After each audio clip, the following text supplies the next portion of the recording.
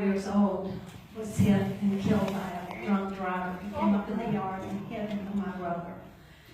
And then, when I was 15 years old, my brother was 21 years old, and he was shot by his drunk friend. They had a disagreement. They worked together, and he left. They both been drinking. He came back, had a shotgun, shot my brother right in the stomach, and killed him. One of the worst things that could happen to anybody would be, my mom was shot and killed by my dad. And I was staying the night with a friend, and another friend called me and said, "Cynthia, you need to come home. Your daddy just shot your mom and killed her." And she thought my daddy was out in the woods somewhere, but he wasn't. He shot himself and killed himself. My two brothers, they were going to get the car ready because they knew Daddy had come in. And the car, there was something wrong with the gas tank. The gas would leak out of it, And they were going to get their car ready for Mama to get out of there. But she didn't make it. My little brother, went in, and he saw Mama get shot in the head. And he, just totally freaked him out. I mean, that's the worst thing that could ever happen to anyone, or that anyone would have to go through, is to have their mama shot and killed. To live with a drunken daddy, and to go through that, Well, at the funeral, we were raised Catholic, and my daddy was in the same room with Mama. They had one of those big dividers dividing the room. And I hadn't even been in to see my daddy. And we weren't even going to open the door. My brothers, two of my brothers and I, we just said, no, we're not going to open this door. Daddy did that, and that's it. And my Uncle Mike was an alcoholic, and he had gone to the, what's it called? It's like Reformers Unanimous, only it's the AA. And he had gotten saved at the AA. And he came over to me and my two brothers, and he put his arm around us, and he said, "Listen, I want to tell you something right now. If you don't go in there and see your daddy before they close the casket and put him in the ground, you will regret it for the rest of your life."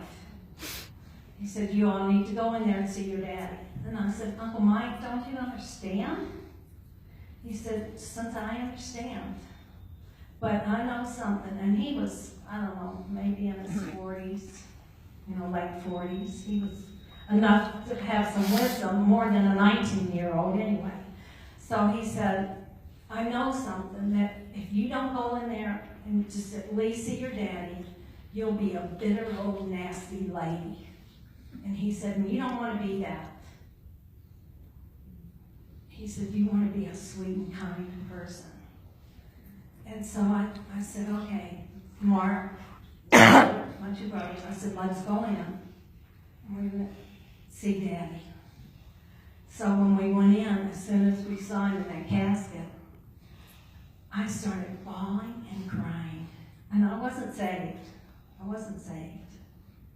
But I forgave my daddy right there on his deathbed. I forgave him for every door he ever kicked in of mine. I forgave him for every name he ever called me. I forgave him for drinking. I forgave him for beating my mother. I forgave him for everything. I got cold chills. I forgave him so much. But 2 years later, I met the most wonderful person I could ever meet in my entire life. And I was at work, and this guy, I could hear him talking. We were at a break room area, and it was like from that pole to that pole. And they had like maybe 3 tables in there with 4 seats at each table. And I could hear him talking about the Bible and the Bible stories. I never heard those stories before. I was so excited. I wanted to hear those stories. So at first I set off and I was down here, kind of far away from this person. And every day I would get just a little bit closer until finally I was right. He was at this table and I was at this table and I was leaning back to hear the wonderful Bible stories he was telling. And I was so excited that I could hear those Bible stories. And this man, that I think was that year, 1980, he called me one night and he said, do you know for sure if you die you'll be in heaven? And I cried, I bawled like a baby because I didn't know. But I wanted to know so bad, I wanted to know. And he told me how I could know for sure I'd be in heaven. I have never doubted it. I've always trusted it. And I've always trusted Jesus Christ and God and what he's done for me. Amen. You know, he's really, I went through a miserable life, but I could feel God there with me as a child, knowing that he was there with me. I know he was there with me. When I look back, he was protecting me. Amen. I never was molested. I never was, a lot of things that, you know, could have happened to me with a drunken father and other things in life. And I'm so appreciative of that. And then I married this most wonderful man, Paul. Aww. And the thing is, because he had gone through, he'd been doing drugs as a teenager and drinking. And throughout our marriage, at certain points, he would just go out. We would have an argument, or something would happen with the kids, and he would go out and do drugs. And he would stay out all night. And the next day, he would come back. Of course, I forget him, because I love him. And then, I think about 9 years ago, no, it's 11 years ago, for 2 years, we dealt with him just doing drugs. And I realized he was addicted to drugs is I watched this, I love the old movies, the old classic movies. And I was watching this black guy, and he was addicted to drugs, Sammy Davis Jr. movie. I don't know what the name of the movie is, but he was addicted to heroin, and my husband was looking just like how that guy was looking in the movie. You know, he would swallow like that, and he'd jerk his head. And I realized our daughter had gone to college, and it was just me and him home, the wonderful, empty nest days. And now it's like, it's just blowed up, And that was horrible. I didn't want that in my life. And I told him to leave. And we were gonna split up. I couldn't split up from him no more than I could cut my hand off, And he came back, and we tried to work things out. But for like 2 years, we were going through this with the drugs, And finally, and the thing about when somebody's on drugs, and I learned this twice because I told him to leave twice. When somebody's doing drugs, you don't want to kick them out. You don't want to kick them out to the dogs, because I thought, well, he'll probably go over to Mom's house and, he'll do this and everything will be happy. No, he's going to go back over there with the dogs, right to the drugs. He was addicted. And so you don't want to kick your loved one out. You want to do what you can do to help them. Amen. Continue to love them and just continue. I mean, all the hard days that I spent growing up as a girl, they were to help me for when I had to go through this next trial. And I thank God that I had the daddy I had, and I had the mom I had, and I thank God for my husband. I thank God for the day he came down here to the RU program. We got run off of the road on the expressway and into the median of the ditch. I thought that was it. I was just like, it's it. You know, I rolling in. I thought I was going to die right there. And it wasn't. God continued to help me. And he let Paul get into the program. I stayed in Michigan. And I came down here every 2 weeks. And I came to the RU program. And I would stay with my daughter because she met her husband here at college.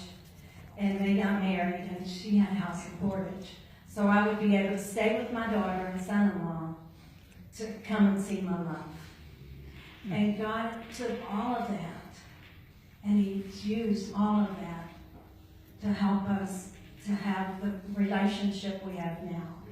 And now I have the man that I thought I married, and I love you, Paul. And I've gone through a lot of stuff, and God has helped me through all of it. And I thank God for not giving up on me when I gave up on so many people and so many things that, you know.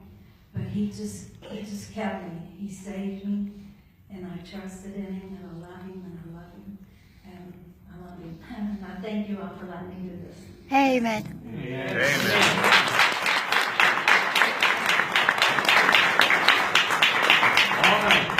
We're going to leave here shortly. You've got about 5 minutes. Let's do this. Let's have all the moms stand. Come on up here, Mrs. Roki. We want to give you something. Carolyn, you're going to give one of those? Now, who gets them? The mothers? Just the moms. Just the moms. If you're giving birth or you're a mother. Okay. Why don't you go over and get one of those right now, and then come up here, Mrs. Roki. Yeah, pick your own. All the moms, if you're a mother. This is a... Come on, Mrs. Collins, go ahead. The young lady, the other mothers? the young lady, The other mothers? yeah, the one that takes our money, she's the mom, I think. Yeah, Judy Anderson. Or I got something for Judy. Come here, Judy. And you get the picture pop. They're pens. If you put these here in your living room or kitchen, you don't have a pen handy, you take the flower, and every flower is a pen. I call them pen. Where's You Mom? can arrange the flowers anywhere, I just don't put pens. Okay, go over there and get one of those things. Okay, Wilma, aren't you getting one? Okay. All right, girls, now come on up here. We got a plan for you. Mrs. Anderson, come get one of these flowers, please. She's coming. Go for some. Now we don't have a pen, we don't have to worry about it. All right, come on up here. Nice lady Here, here. that's right here. Whoops. Do I have to come up there? All right, come on, girls, let's go. Let's go, girls. All the moms. Pretty. Oh, no. What'd you get the flower for?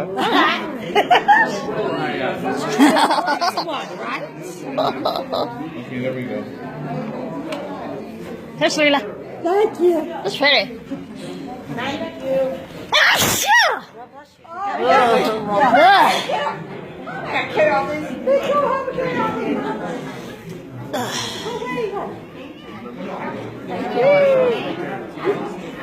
All right, I gotta keep them away. We gotta keep them away from her.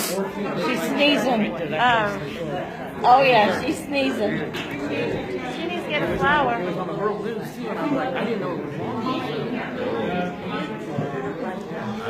That's never happened before.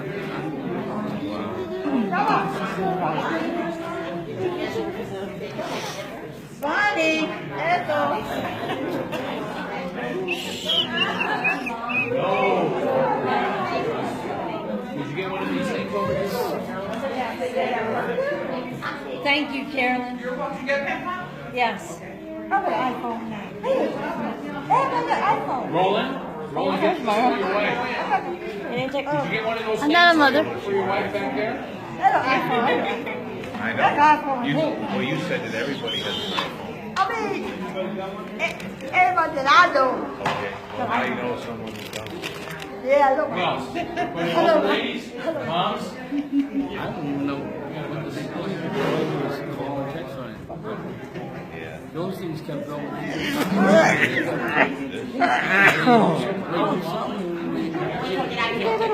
wife's got an iPhone about that size, but I haven't switched over yet. But he knows how to just text and, Mention call, I've done some FaceTime. I gave him 2 weeks. I learned.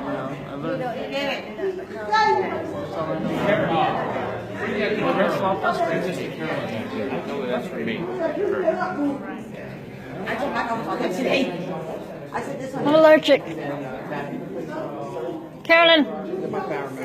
It is. I mean, she's and then on the back, she always signs them. You know, well, mom, she could, but she's How about the youngest mom here?